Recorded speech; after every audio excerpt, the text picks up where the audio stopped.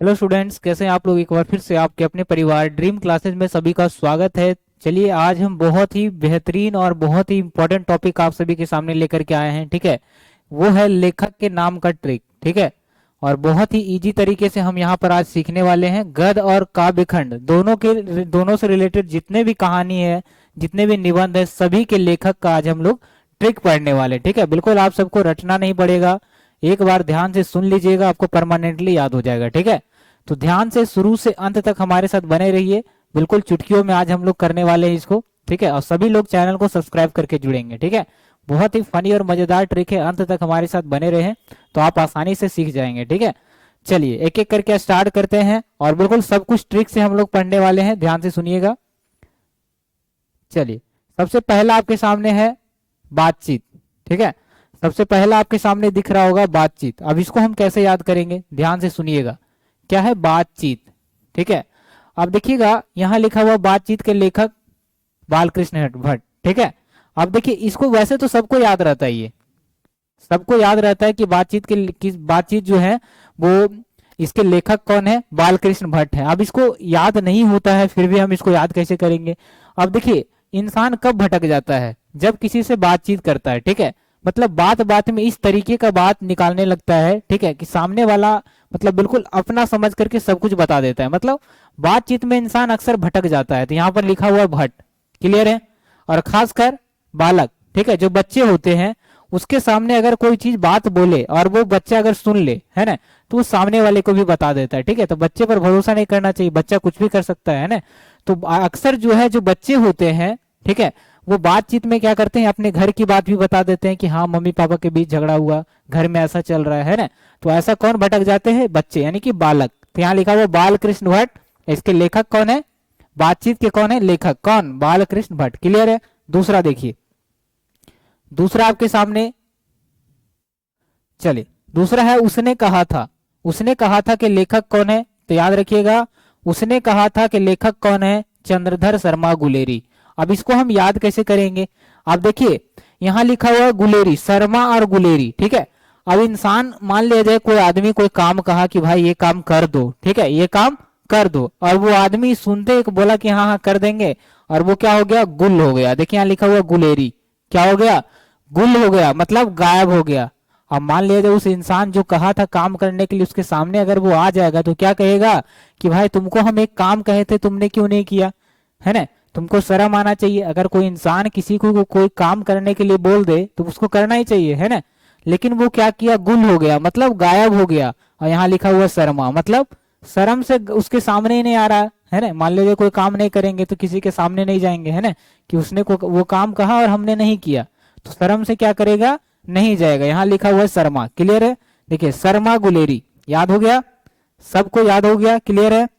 तो याद रखिएगा, उसने कहा था, इसके राइटर कौन है? चंद्रधर शर्मा गुलेरी। ठीक है, काम करने बोला लेकिन वो क्या हो गया? गुल हो गया, गायब हो गया। क्यों? तो भाई उसको शर्म आ रहा था, है ना, वो काम करने में। क्लियर है।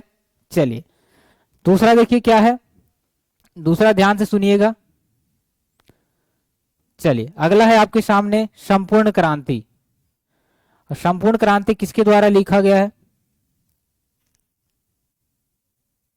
चलिए याद रखिएगा, तीसरा है आपके सामने संपूर्ण क्रांति, इसके लेखक कौन है? जयप्रकाश नारायण। ठीक है, जयप्रकाश नारायण, ध्यान से सुनिएगा, इसके लेखक कौन है? जयप्रकाश नारायण, इसके कौन है?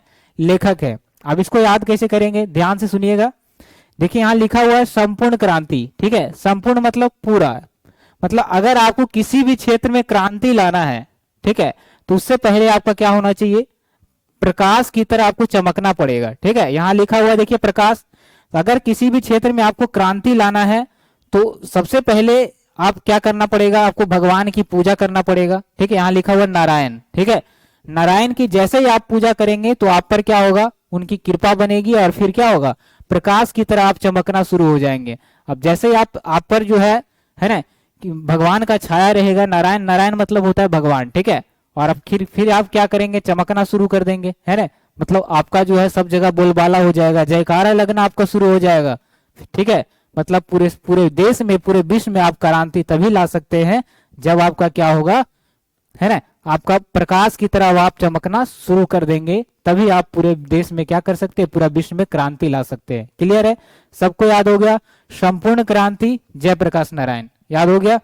चलिए अब हम तीसरे क्वेश्चन की तरफ बढ़ते हैं। तीसरा देखिए टॉपिक क्या है, इसको हम बिल्कुल आसानी से याद कर लेंगे। अगला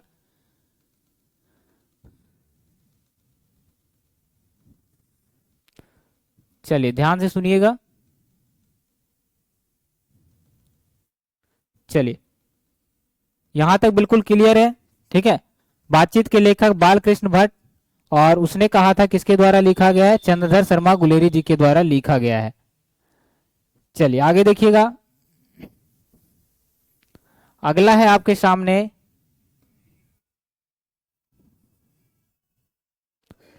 अर्धनारीश्वर। अब अर्धनारीश्वर के लेखक कौन है, तो ध्यान से समझिएगा कि अर्धनारीश्वर के जो लेखक है ये कौन है, तो अर्धनारीश्वर के लेखक है रामधारी सिंह दिनकर।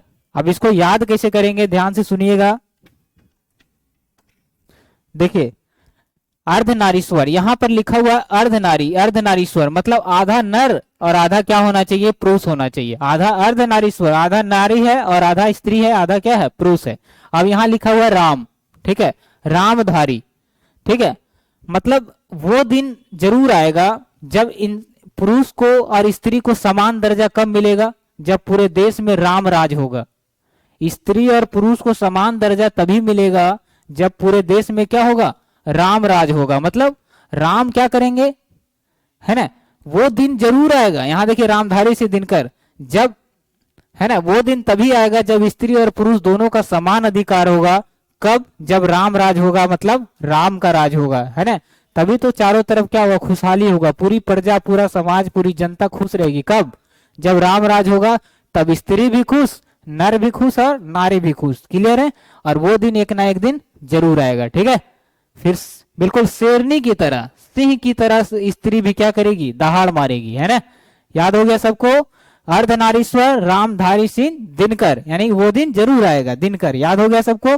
पांचवा देखिएगा कैसे याद करेंगे, तो ध्यान से सुनिएगा। देखिए पांचवा आप कैसे याद करेंगे, लिखा हुआ रोज। रोज के लेखक कौन है, तो सच्चिदानंद, हीरानंद, वात्स्यायन अज्ञेय। अब इसको कैसे याद करेंगे, इसको कैसे याद करेंगे, तो बिल्कुल बेहद आसान ट्रिक है इसका। अब देखिए इसके लेखक कौन है, सच्चिदानंद, हीरानंद, वात्स्यायन अज्ञेय।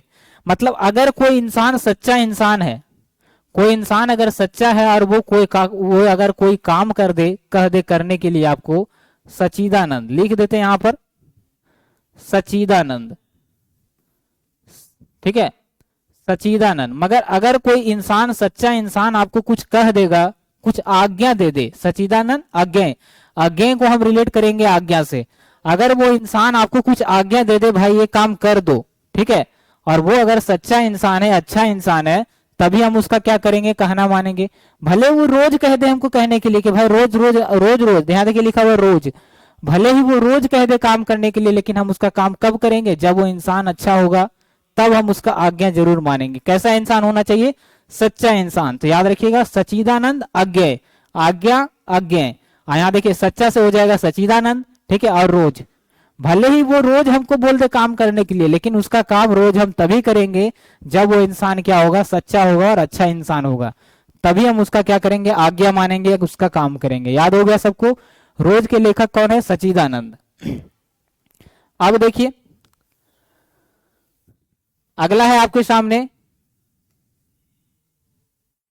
अगला देखिए क्या है आपके सामने, अगला है एक लेख एक पत्र भगत सिंह। अब इसको हम कैसे याद करेंगे, तो ध्यान से सुनिएगा, क्या है, एक लेख और एक पत्र, इसके लेखक कौन है, भगत सिंह। ध्यान से सुनिएगा, इसको हम कैसे याद करेंगे। क्या लिखा हुआ, एक लेख और एक पत्र। अब देखिए यहां लिखा हुआ भगत सिंह, मतलब भागना। अगर कोई इंसान घर से भागता है तो एक पत्र जरूर घर में लिख करके, यहां देखिए लिखा हुआ लेख, एक ना एक पत्र घर में जरूर छोड़ के जाता है कि भाई हमको खोजने का कोशिश मत करना, हम घर छोड़ करके जा रहे हैं, ठीक है। यहाँ लिखा हुआ भगत सिंह, इंसान भागने से पहले एक लेख और एक पत्र घर में जरूर छोड़ के जाता है, ताकि घर वाले को पता चले कि वो कहाँ भाग के गया है ना। जगह तो नहीं बताएगा, लेकिन एक पत्र जरूर छोड़ के जाएगा। क्लियर है, एक लेख एक पत्र के लेखक कौन है, भगत सिंह। देखिए अब अगला हम कैसे याद करेंगे, चलिए अगला देखिएगा क्या लिखा हुआ, ओ सदा नीरा। ओ सदा नीरा के लेखक कौन है, जगदीश चंद्र माथुर। ठीक है, ओ सदा नीरा के लेखक कौन है, जगदीश चंद्र माथुर। अब इसको हम कैसे याद करेंगे, ध्यान से सुनिएगा। ओ सदा नीरा के लेखक कौन है, जगदीश चंद्र माथुर। ठीक है, मतलब सदा नीरा, यहां देखिए क्या लिखा हुआ, सदा नीरा। नीर मतलब होता है पानी, याद रखिएगा। सदा पानी की तरह साफ, सदा पानी की तरह साफ कौन रहता है घर में, तो माँ रहती, यहां लिखा हुआ माथुर। ठीक है, और माँ कैसी है, बिल्कुल जगदीश है, भगवान के समान उसको माना जाता है। माँ कैसी है, जगदीश है। जगदीश हो गया, है ना, देवता हो गया, ठीक है, ईश्वर हो गया, ये सब को किसको कहते हैं, ईश्वर। ये सब भगवान का संज्ञा कह सकते हैं हम लोग, भगवान का पर्यायवाची शब्द है। तो अगर घर में कोई जगदीश के समान, भगवान के, ईश्वर के समान माना जाता है तो वो कौन है, माँ है। और माँ का जो दिल है वो कैसा होता है, सदा नीरा होता है, मतलब पानी की तरह साफ होता है, सदा बिल्कुल क्लीन होता है। चाहे वो उसकी बेटी हो या बेटा हो, सभी को समान प्यार करती है, प्रेम करती है ना, किसी से कोई भेदभाव नहीं। ऐसा कौन करती है, माँ। ठीक है, लेकिन अगर माँ को गुस्सा आ जाए तो वो क्या करती है, कभी कभी थूर देती है। देखिए यहाँ लिखा हुआ माथुर, मतलब थूरना, मतलब क्या, पिटाई कर देती है ना। माँ प्यार भी करती है और पीटती भी है, तो यहाँ लिखा हुआ माथुर। ठीक है, थूर देती है मतलब पीट देती है। ठीक है, कब, जब माँ को गुस्सा आ जाए। ऐसे तो माँ का दिल कैसा है, सदा नीरा है, मतलब सदा जल की तरह साफ है, बिल्कुल क्लियर है। और माँ को कैसा माना गया, बिल्कुल भगवान माना गया। जगदीश कौन है, घर में एक ही तो जगदीश है, माँ, है ना। पापा तो बाहर रहते हैं, जिन पर हमारा सबसे ज्यादा कृपा रहेगा वो कौन होगा, माँ होगी, है ना। वैसे दोनों भगवान है, माँ भी है और पिता भी है। ठीक है, याद हो गया सबको। अब देखिए अगला हम कैसे याद करेंगे, ध्यान से सुनिएगा, बिल्कुल इजी है। आप ध्यान से सुन लीजिएगा एक बार तो आपको सबको याद हो जाएगा। देखिए अगला है सिपाही की मां मोहन राकेश। अब इसको हम कैसे याद करेंगे, ठीक है, देखिए इसको आपको रटना पड़ेगा। ठीक है, सिपाही की मां, मान लेना है कि मोहन और राकेश दो दोस्त है ना, और दोनों क्या बनना चाहता है भाई, सिपाही बनना चाहता है ना। क्या बनना चाहता है, सिपाही बनना चाहता है। इसको आपको रटना पड़ेगा। मान लेना है मोहन और राकेश क्या है, दोनों दोस्त है, और दोनों के दोनों का सपना है कि भाई बड़ा होकर के फौज में जाए, सिपाही में जाए, एक दिन वो अपनी माँ का नाम रोशन करे। कौन, मोहन और राकेश ऐसा सोच रहा है। ठीक है, क्लियर है, याद रखिएगा। चलिए याद हो गया सबको। अगला है आपको प्रगीत और समाज के लेखक कौन है, नामवर सिंह। अब इसको कैसे याद करेंगे, तो ध्यान से सुनिएगा। प्रगीत और समाज के लेखक कौन है, प्रगीत और समाज के लेखक है नामवर सिंह। देखिए अगर आपको जल्दी अपना नाम कमाना है, यहां लिखा हुआ है नामवर। ठीक है, वर का मतलब क्या होता है, विवाह शादी वगैरह जो होता है, वर मतलब होता है पति। अगर लड़का के लिए वर हो गया क्या, पत्नी उसकी, है ना। तो यहाँ देखा लिखा हुआ है क्या, नामवर। अब नाम से क्या रिलेट, अगर आपको नाम कमाना है, जल्दी नाम कमाना है समाज में, अगर आपको जल्दी नाम कमाना है तो आपको कौन सा रास्ता चुनना पड़ेगा, गीत गाना पड़ेगा। अक्सर आप लोग देखते होंगे जो गायक होता है वो गाना गा करके तुरंत फेमस हो जाता है ना। इतिहास उठा करके देख लीजिए, सबसे जल्दी फेमस होने वाला इंसान कौन है, जो गायक होता है, जो गीत गाता है। अब यहाँ लिखा हुआ है, यानी कि समाज में अगर आपको जल्दी आपको, है ना, फेमस होना है, जल्दी आपको नाम कमाना है, समाज में नाम कमाना है, ठीक है, तो उसके लिए आपको कौन सा रास्ता चुनना पड़ेगा, गीत गाना पड़ेगा, मतलब गाना गाना पड़ेगा। क्लियर है, प्रगीत और समाज के लेखक कौन है, नामवर सिंह। यहाँ पर देखिए लिखा हुआ है नामवर सिंह, याद हो गया सबको। अब जैसे ही आप नाम कमा लेंगे तब आपका क्या होगा, वर मिलना शुरू हो जाएगा, मतलब शादी विवाह का बात घर में चलना शुरू हो जाएगा। ठीक है, कि बच्चा अब क्या हो गया, फेमस हो गया, बच्चा अब नाम कमा लिया, अब उसका शादी ब्याह करना है ना, तो नाम वर। ठीक है, नाम कमाने के लिए सबसे बेस्ट रास्ता कौन है, गीत गाना। अगर आप गायक बन जाइए आपको जल्दी नाम कमा लेंगे, है ना। क्लियर है, और समाज में आपका क्या होगा, इज्जत भी होगा। तो नामवर सिंह, प्रगीत और समाज, बिल्कुल इजी है, बिल्कुल ध्यान से सुनिएगा अंत तक। चलिए अगला देखिएगा क्या है, अगला है आपके सामने जूठन। जूठन के लेखक कौन है, ओम प्रकाश। जूठन के लेखक कौन है, ओम प्रकाश। ठीक है, ओम प्रकाश वाल्मीकि। अब देखिए अगर कोई इंसान, ठीक है, ओम का मतलब होता है भगवान, ओम का मतलब भगवान है। और ओम का मतलब क्या होता है? भगवान। सभी लोग जानते होंगे ओम। ओम किसको डिनोट करता है? भगवान श्री शंकर को। ठीक है, वैसे तो ओम से सारे भगवान का नाम आ जाता है। ठीक है, सारे भगवान। तो ओम के सामने यानी कि भगवान के सामने कोई भी झूठ नहीं बोलेगा, है ना। भगवान किसके सामने कोई झूठ नहीं बोलता है? भगवान के सामने कोई झूठ नहीं बोलता है ना। यानी कि एक ही ऐसा जगह है जहां भगवान के सामने कोई झूठ नहीं बोलता है। यहाँ लिखा हुआ ओम, ओम प्रकाश। और खासकर सूर्य देवता के सामने जिसका प्रकाश हम सब लोगों को मिलता है। सूर्य देवता क्या है? एक भगवान है और उनसे क्या मिलता है? प्रकाश। और खासकर सूर्य देवता के सामने तो कोई झूठ बोल ही नहीं सकता है। सब लोग कसम खाता है भगवान के सामने, है ना, कि भाई हम झूठ नहीं बोल रहे, ये काम बिल्कुल सच है ना। तो बिल्कुल कहाँ झूठ नहीं बोलता है? ओम के सामने, यानी कि ओम प्रकाश वाल्मीकि। क्लियर है?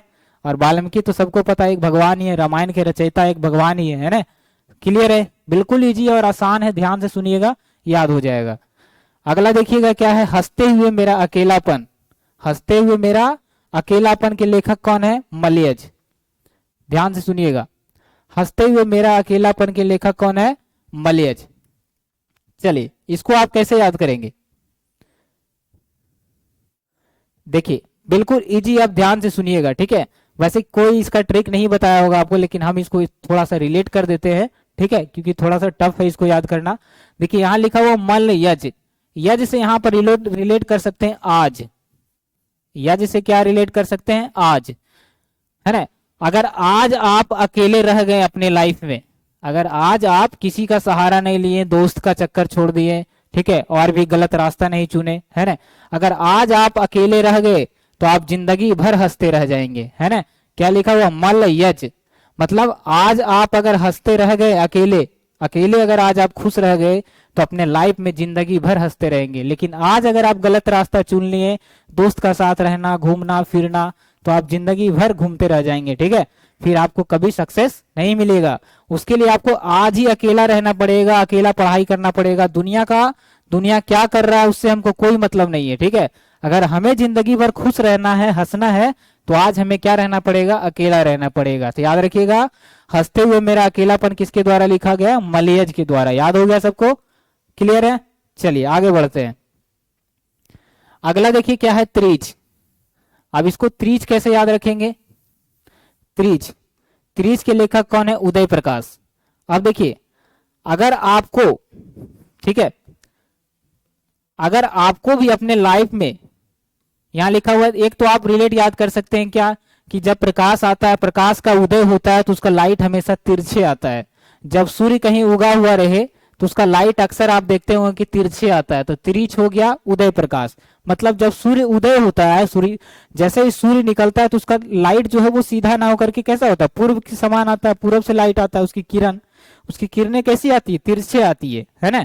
तो तिरछ से हो गया उदय प्रकाश। ठीक है, अगर आपको ऐसे नहीं याद होता है तो आप कैसे याद करेंगे? मतलब अगर आप अपने लाइफ में कुछ बहुत बड़ा तीर मारना चाहते हैं, ठीक है, बहुत बड़ा नाम कमाना चाहते हैं, तो सूर्य के उदय होने से पहले आपको जगना पड़ेगा। ठीक है, मतलब देखिए ध्यान से सुनिएगा, अगर आपको अपने लाइफ में कुछ बहुत बड़ा तीर मारना है, तीर मारना मतलब क्या? अपने लाइफ में एक मुकाम हासिल करना, सफलता हासिल करना। ठीक है, तो आप अपने लाइफ में अगर आप बहुत बड़ा तीर मारना चाहते हैं, ठीक है, अपने लाइफ में सक्सेस होना चाहते हैं, तो आप खुद से जग जाएं। ठीक है, इंसान वही सफल होता है जिसको खुद, है ना, सूर्य ना जगाता है, बल्कि हम सूर्य को जगाना शुरू कर दे। ठीक है, मतलब सूर्य के आने से पहले अगर हम उठ जाएं, है ना, तो हमें एक दिन क्या होगा? जरूर सफलता मिलेगा। ठीक है, देखिए ये थोड़ा सा लंझड़ है, वही सबसे ज्यादा आसान क्या है आपको, कि सूर्य जब उदय होता है तो उसका लाइट कैसे आता है? तिरछे आता है। तो त्रिच हो गया उदय प्रकाश। याद हो गया? त्रिच क्या है? उदय प्रकाश। अगला है शिक्षा। शिक्षा क्या हो जाएगा? जे कृष्ण मूर्ति। आप देखिए इसको कैसे याद करेंगे? मतलब अगर आप शिक्षा के क्षेत्र में आप भी अगर चाहते हैं कि कृष्ण की मूर्ति की तरह आपका भी एक मूर्ति बने, आपको भी सब पूजे, है ना, पूजना मतलब क्या हो गया? कि आपका भी सब नाम ले, जयकारा लगाए। अभी क्या करते हैं? महात्मा गांधी का जयकारा लगाते हैं, भगत सिंह का जयकारा लगाते हैं। क्यों इनकी बड़ी बड़ी स्टैचू लगाई जाती है, मूर्तियां लगाई जाती है? क्योंकि इन्होंने शिक्षा के क्षेत्र में बहुत बड़ा योगदान दिया है। ठीक है, इनके पास वो शिक्षा है जो लोगों को शिक्षित कर सके, ऐसी इन्होंने विद्या दी है लोगों को। ठीक है, तो एक शिक्षा ही एक ऐसा माध्यम है जिसके जरिए आप सक्सेस हो, इतना सक्सेस हो सकते हैं कि आपका भी भगवान श्री कृष्ण की तरह क्या हो सकता है, मूर्ति लग सकता है। ठीक है, तो भगवान श्री कृष्ण की तरह अगर आप भी चाहते हैं कि सब पूजे हमारी मूर्ति लगाए, तो उसके लिए आपको शिक्षा चुनना पड़ेगा। शिक्षा ही एक ऐसा रास्ता है जो आप, जिसके जरिए आप सफल बन सकते हैं, सफल हो सकते हैं। तो याद रखिएगा, शिक्षा के लेखक कौन है, जे कृष्ण मूर्ति। क्लियर है। अब देखिए हम लोग काव्य खंड की तरफ बढ़ते हैं। ठीक है, देखिए दो वीडियो बनाने से अच्छा है कि एक ही चीज में हम सब कुछ कवर कर ले। अब ध्यान से सुनिएगा, अगला क्या हो जाएगा, चलिए देखिएगा अगला।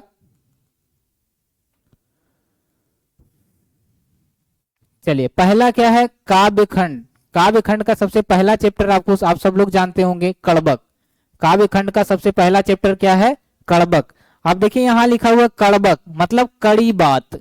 अब कड़ी बात कौन कहता है, कड़वा वचन। कड़ी बात कौन कहता है, कड़ी बात मतलब किसी को डांट देना। अब कौन डांटेगा आपको, जो मालिक रहेगा, है ना। किसके मुंह से डांट निकलेगा सबसे ज्यादा, तो जो मालिक रहेगा उसी के मुंह से ना डांट निकलेगा। देखिए यहाँ लिखा हुआ मलिक मोहम्मद जायसी, है ना। यानी कि कड़ी बात वही बोलता है जो हमारा मालिक होता है, मतलब, है ना। जैसे आप किसी के यहाँ काम कर रहे हैं तो आपको डांट भी सकता है, गाली भी दे सकता है, क्योंकि आप उसके यहाँ काम कर रहे हैं, है ना। तो यहाँ लिखा हुआ मालिक। मालिक ही एक ऐसा है जिसके मुंह से हमें डांट अक्सर देखने के लिए मिलता है। ठीक है, लेकिन जिसको देता है गाली, वो मतलब जिसको डांटता है मालिक, वो क्या कहेगा, उसके यहाँ काम करना पड़ेगा। काम करेगा तो क्या बोलेगा, बोलेगा जाए दो, है ना। कौन डांटा, मालिक ही डांटा। अगर हम कुछ बोलेंगे तो मालिक हमको काम से निकाल देगा, तो उसकी कड़ी बात सुनना ही पड़ेगा अगर आप किसी मालिक के नीचे काम कर रहे हैं। ठीक है, अगर कोई आपका मालिक है उसी के मुंह से क्या मिलेगी, निकलेगा कड़ी बात मतलब कड़बक। ठीक है, याद हो गया सबको। अगला देखिएगा क्या हो जाएगा, ध्यान से सुनिएगा। अगला आपके सामने पद, सूरदास, तुलसीदास, ये सबको याद हो रहता है ना, और इन दोनों से क्वेश्चन भी नहीं आता है आपका एग्जाम में। ठीक है, अगला देखिएगा छपय, नवादास।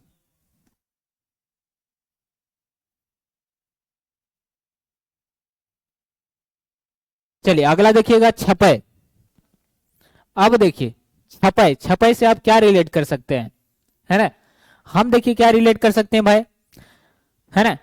अगर आप भी चाहते हैं कि हमारा भी नाम जो हो एक पेपर में छपे, कोई बुक में छपे, कोई बड़ा बड़ा मैगजीन में छपे, ठीक है, तो उसके लिए आप भी चाहते हैं कि उसके लिए आपको नभ की तरह ऊंचा उठना पड़ेगा, और नभ की तरह ऊंचा उठने से पहले आपको दास बनकर रहना पड़ेगा, नभादास, है ना। अगर आप पहले ही मनमानी करेंगे, मान लिया जाए, तो घर वाले पैसे नहीं देंगे, तो आप पढ़ नहीं पाएंगे। इस कारण से घर में झुक करके रहिए, जो बोले वो कहना मानिए, तभी तो माता पिता जो आपके घर वाले होंगे वो पढ़ाएंगे, है ना।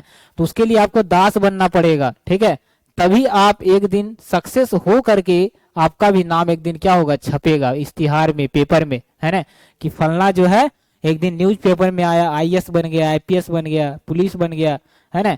अगर आप भी चाहते हैं आपका नाम छपे कोई न्यूज पेपर वगैरह में, आप भी नभ की तरह, नभादास, नभ की तरह उठना चाहते हैं, तो उसके पहले आपको दास बनना पड़ेगा, मतलब थोड़ा सा झुक करके रहना पड़ेगा। क्लियर है, तो याद रखिएगा छपय, नभादास। छपय के लेखक कौन है, नभादास। अगला देखिए कवित है, कवित। कवित, कवित से क्या रिलेट कर सकते हैं आप, कवित देखिए, ठीक है, भूषण। ठीक है, क्या लिखा हुआ है, भूषण। अब इसको कैसे याद करेंगे,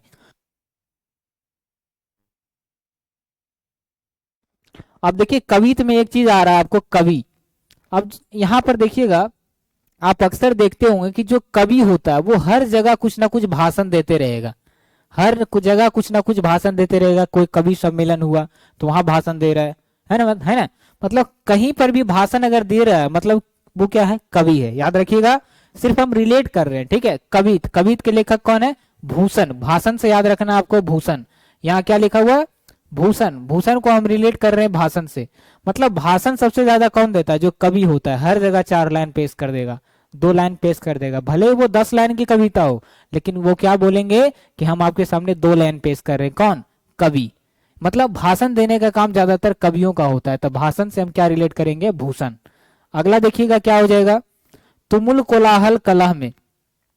तुमुल कोलाहल कलह में के लेखक कौन है, जयशंकर प्रसाद।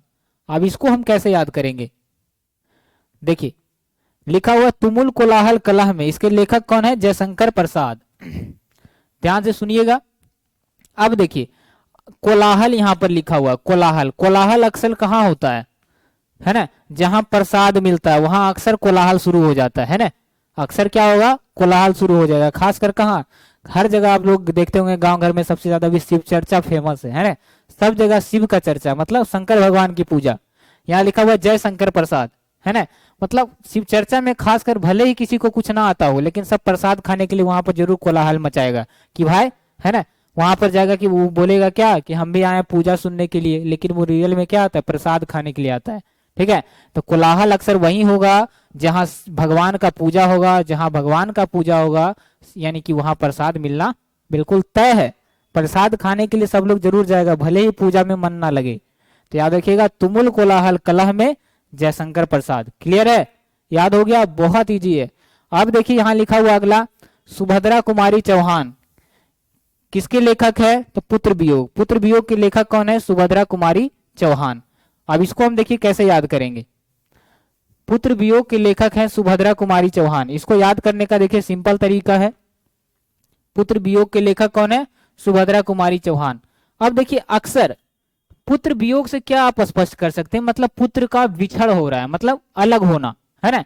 मान लिया जाए कोई व्यक्ति है, ठीक है, अपने साथ एक छोटा बच्चा अपने बेटा को लेकर के जा रहा है, और वो कहीं मेला में यानी चौक चौराहा पर, यहाँ लिखा हुआ चौहान, ठीक है।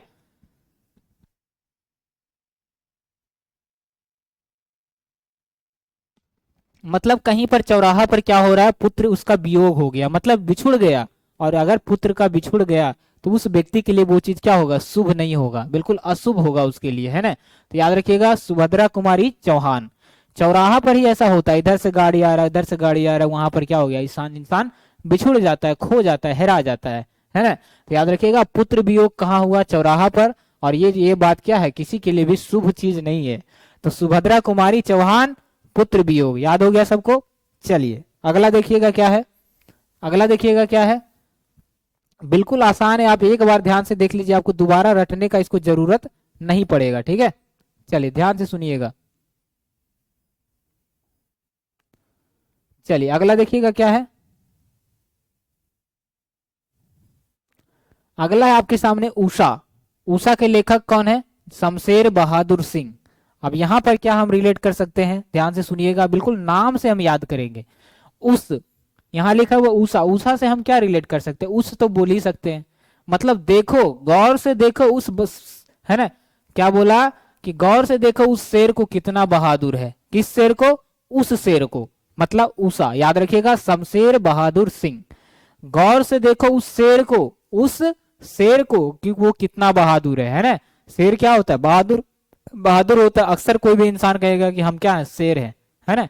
भले ही अपने आप को कुत्ता नहीं बोलेगा क्योंकि दोनों जानवर है, लेकिन अपने आप को शेर से डिनोट करेगा क्योंकि शेर बहादुर होता है, और कुत्ता तो डरपोक होता है ना। तो उस गौर से देखो उस शेर को, बहुत बहादुर शेर है। क्या है, शेर बहादुर है। याद हो गया है सबको। चलिए अगला देखिएगा, जन जन का चेहरा एक। जन जन का चेहरा एक के लेखक कौन है, गजानन माधव मुक्तिबोध। ठीक है, कौन है, गजानन माधव मुक्तिवेद। यहां देखिए क्या लिखा हुआ है, जन जन, अब यहां लिखा हुआ गजानन। ठीक है, बिल्कुल सेम वॉइस है, ध्यान से सुनिएगा। यहां लिखा हुआ क्या, यहां भी लिखा हुआ देखिए गजानन। ठीक है, यहां भी गजानन में जान आ रहा है और यहां भी जन है, तो याद रखिएगा ऑप्शन रहेगा तो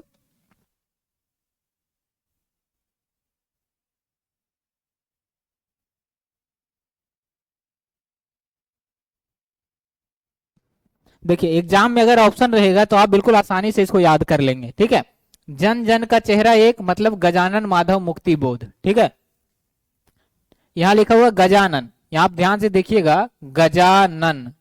तो यहां पर देखिए बीच में आ रहा है ना जन, यहां भी जन है, वहां भी जन है, सेम वॉइस से आपको याद रहेगा, है ना। ऑप्शन रहेगा आप मार देंगे। अगला क्या है, अधिनायक। अधिनायक, अधिनायक के लेखक कौन है, रघुवीर सहाय।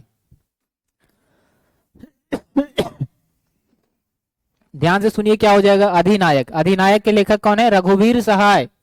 अगर आपको नायक बनना है, अगर आपको नायक बनना है, अधिनायक, अगर आपको नायक बनना है तो उसके लिए आपको बिना किसी सहायता के, किसी, है ना, बिना किसी के सहायता के आपको वीर बनना पड़ेगा। सहाय से हो जाएगा सहायता, किसी का कोई आपको सहायता करने नहीं आएगा, है ना। अगर आप नायक बनना चाहते हैं, सभी के दिलों पर आप राज करना चाहते हैं, ठीक है, कोई नायक बनना चाहते हैं आप, तो उसके लिए आपको क्या बनना पड़ेगा, वीर बनना पड़ेगा, रघुवीर सहाय। और ये इस काम के लिए आपको कोई सहायता नहीं करने वाला है, आपको खुद अपने दम पर करना पड़ेगा, ठीक है। तो याद रखिएगा, अधिनायक के लेखक कौन है, रघुवीर सहाय।